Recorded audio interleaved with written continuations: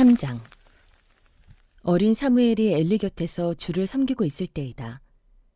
그때에는 주께서 말씀을 해주시는 일이 드물었고 환상도 자주 나타나지 않았다. 어느 날 밤 엘리가 잠자리에 누워있을 때이다. 그는 이미 눈이 어두워져서 잘 볼 수가 없었다. 사무엘은 하나님의 궤가 있는 주의 성전에서 잠자리에 누워있었다. 이른 새벽 하나님의 등불이 아직 환하게 밝혀져 있을 때 주께서 사무엘아 사무엘아 하고 부르셨다.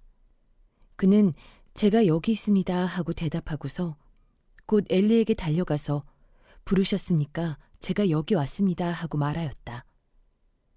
그러나 엘리는 나는 너를 부르지 않았다. 도로 가서 누워라 하고 말하였다. 사무엘이 다시 가서 누웠다. 주께서 다시 사무엘아 하고 부르셨다. 사무엘이 일어나 엘리에게 가서 부르셨습니까? 제가 여기 왔습니다 하고 말하였다. 그러나 엘리는 얘야 나는 너를 부르지 않았다. 도로 가서 누워라 하고 말하였다. 이때까지 사무엘은 주를 알지 못하였고 주의 말씀이 그에게 나타난 적도 없었다. 주께서 사무엘을 세 번째로 부르셨다. 사무엘이 일어나 엘리에게 가서 부르셨으니까 제가 여기 왔습니다 하고 말하였다. 그제야 엘리는 주께서 그 소년을 부르신다는 것을 깨닫고 사무엘에게 일러주었다. 가서 누워 있거라. 누가 너를 부르거든 주님 말씀하십시오. 주의 종이 듣고 있습니다. 하고 대답하여라. 사무엘이 자리로 돌아가서 누웠다. 그런 뒤에 주께서 다시 찾아와 곁에 서서 조금 전처럼 사무엘아 사무엘아 하고 부르셨다. 사무엘은 말씀하십시오. 주님의 종이 듣고 있습니다 하고 대답하였다. 주께서 사무엘에게 말씀하셨다.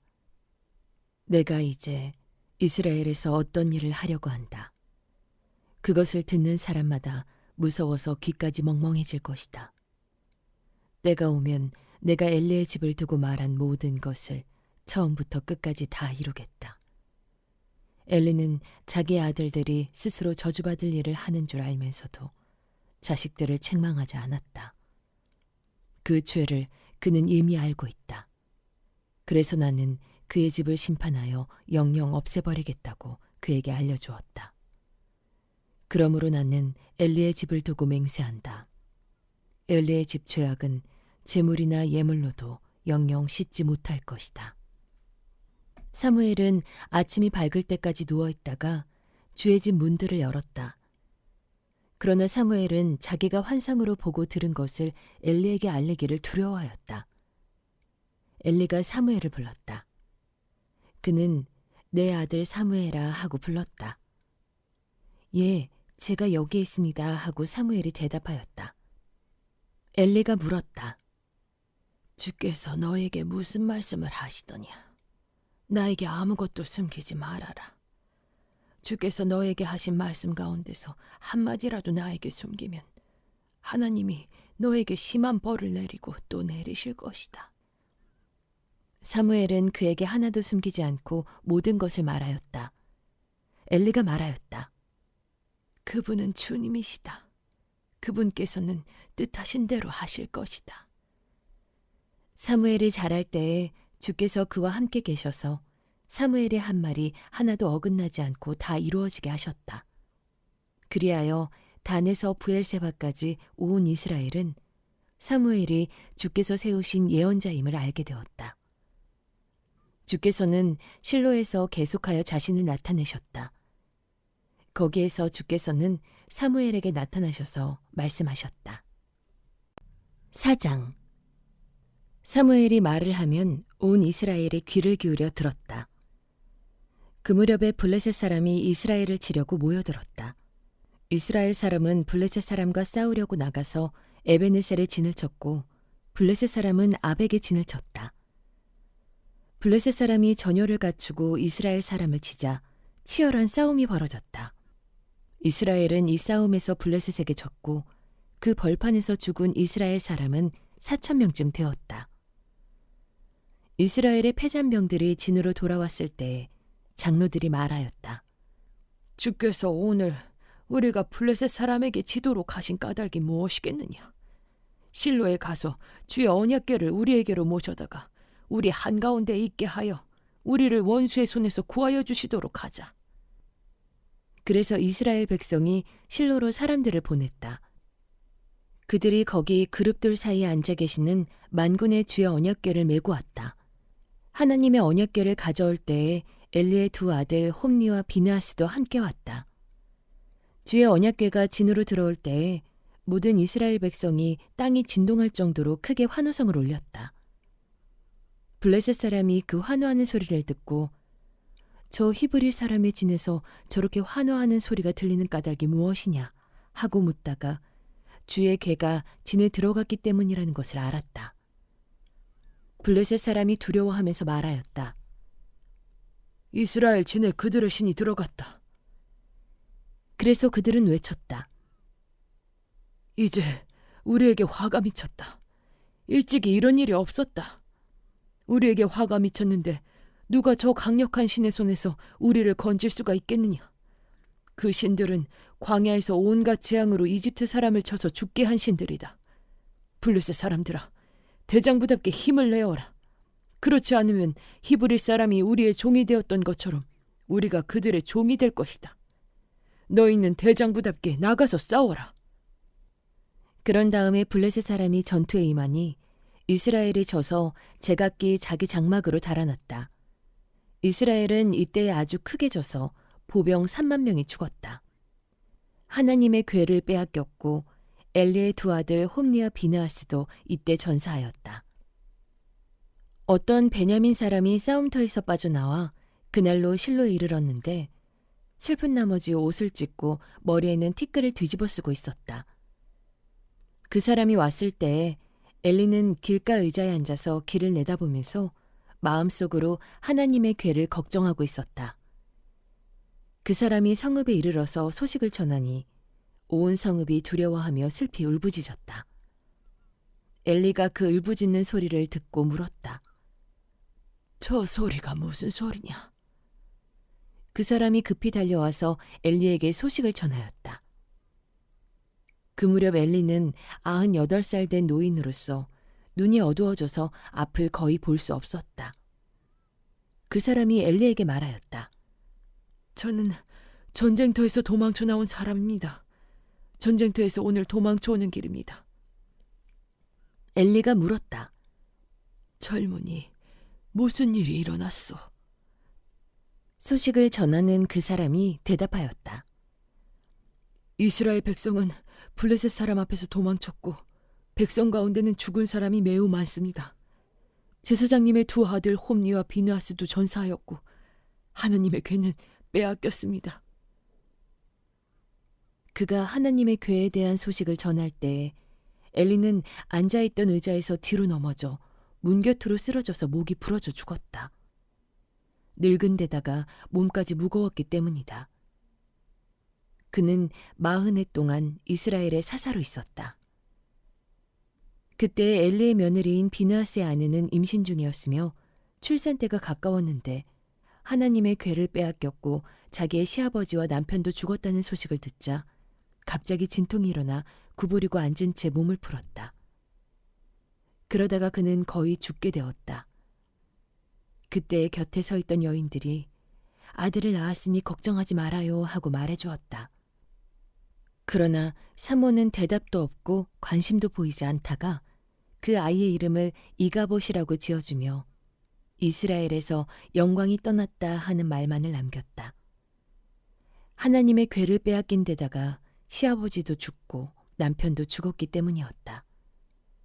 거기에다가 하나님의 궤까지 빼앗겼기 때문에 이스라엘에서 영광이 떠났다고 말했던 것이다. 5장.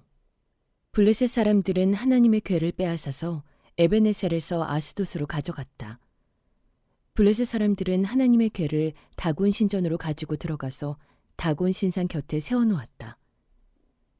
그 다음 날 아스돗 사람들이 아침에 일찍 일어나서 보니 다곤이 주의 궤 앞에 엎어져 땅바닥에 얼굴을 박고 있었다. 그들은 다곤을 들어서 세운 다음에 제자리에 다시 가져다 놓았다. 그 다음 날도 그들이 아침 일찍 일어나서 가보니 다곤이 또 주의 궤 앞에 엎어져서 땅바닥에 얼굴을 받고 있었다. 다곤의 머리와 두 팔목이 부러져서 문지방 위에 나뒹굴었고 다곤은 몸통만 남아 있었다.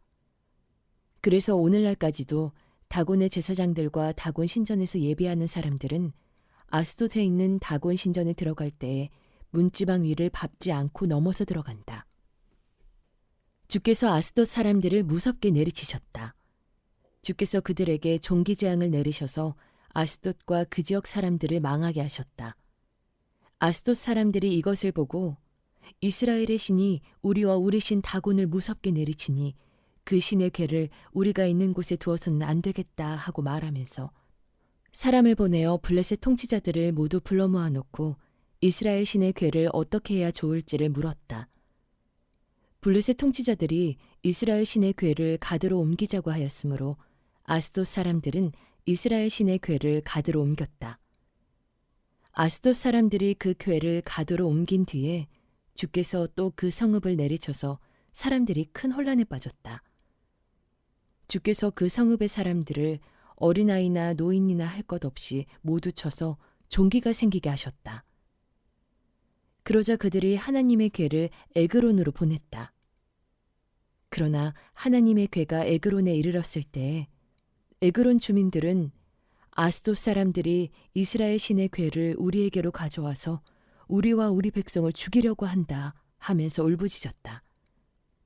그래서 그들은 또 사람들을 보내어 블레셋 통치자들을 모두 불러 모아놓고 이스라엘 신의 궤를 돌려보내어 그 있던 자리로 돌아가게 하고 우리와 우리 백성이 죽지 않게 해주시오 하고 요청하였다. 하나님이 거기에서 그들을 그렇게 무섭게 내리치셨기 때문에 온 성읍 사람들이 죽을 지경에 이르러 큰 혼란에 빠졌다. 죽지 않은 사람들은 종기가 생겨서 온 성읍에서 비명소리가 하늘에 사무쳤다. 6장. 주의 궤가 블레셋 사람의 지역에 머무른 지 7달이 되었을 때의 일이다. 블레셋 사람들이 제사장들과 점쟁이들을 불러놓고 물었다. 우리가 주의 궤를 어떻게 해야 좋겠습니까? 우리가 그것을 어떤 방법으로 제자리에 돌려보내야 하는지 알려주십시오. 그들이 대답하였다. 이스라엘 신의 궤를 돌려보낼 때 그냥 보내서는 안 됩니다. 반드시 그 신에게 속건 제물을 바쳐야 합니다. 그러면 병도 나을 것이고 그 신이 왜 여러분에게서 형벌을 거두지 않았는지도 알게 될 것입니다. 사람들이 다시 그 신에게 무슨 속건 제물을 바쳐야 좋겠습니까? 하고 물었다. 그들이 대답하였다. 블레셋 통치자들의 수대로 금으로 만든 종기 5개와 금으로 만든 쥐 5개를 바쳐야 합니다. 여러분과 여러분의 통치자들이 모두 똑같이 재앙을 당하였기 때문입니다. 그러므로 여러분은 종기 모양과 이 땅을 해치는 쥐의 모양을 만들어서 바치고 이스라엘의 신에게 예를 차리십시오. 그러면 그분이 혹시 여러분과 여러분의 신과 여러분의 땅을 내리치시던 손을 거두실지도 모릅니다. 왜 여러분은 이집트 백성과 이집트의 왕 바로처럼 고집을 부리려고 합니까? 이집트 사람이 이스라엘 사람을 가게 한 것은 주께서 그들에게 온갖 재앙을 내리신 뒤가 아니었습니까? 그러므로 이제 새로 수레를 하나 만들고 아직 멍에를 메어본 일이 없는 어미소 2마리를 끌어다가 그 수레에 메우고 그 송아지들은 떼어서 집으로 돌려보내십시오. 그런 다음에 주의 궤를 가져다가 그 수레에 싣고 여러분이 궤를 가져온 허물을 벗으려면 속건제물로 보내는 금으로 만든 물건들은 작은 상자에 모두 담아 궤 곁에 두고 그 소 2마리가 가고 싶은 대로 수레를 끌고 가도록 하십시오. 두고 보다가 그 소가 그 궤가 본래 있던 지역인 베세메스로 올라가면 이렇게 큰 재앙은 그분이 직접 우리에게 내린 것입니다. 그러나 소가 다른 곳으로 가면 그것은 그분이 우리를 친 것이 아니라 우리가 우연히 그런 재앙을 당한 것임을 알 수 있습니다.